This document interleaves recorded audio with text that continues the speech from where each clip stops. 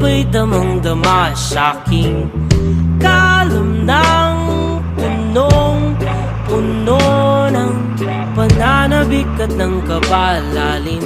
Sa'king bawat paghinga nakatitig lamang sa iyo.